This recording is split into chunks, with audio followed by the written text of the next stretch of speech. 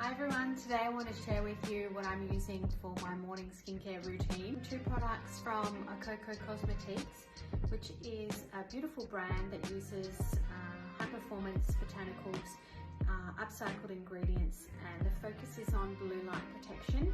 So the first step in the morning I use their 𝗪𝗪𝗏.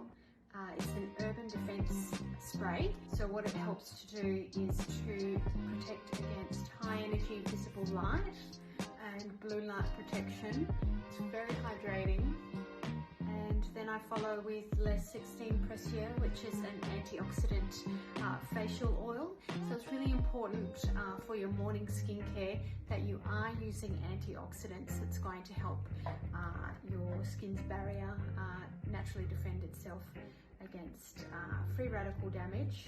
Take the oil, 2 to 3 drops, and massage that over the Urban Defence Spray. And this is a really beautiful lightweight oil that absorbs very quickly. It's also got 𝗀𝗁𝗍𝗁. Because my skin is dry, it has 16 rare precious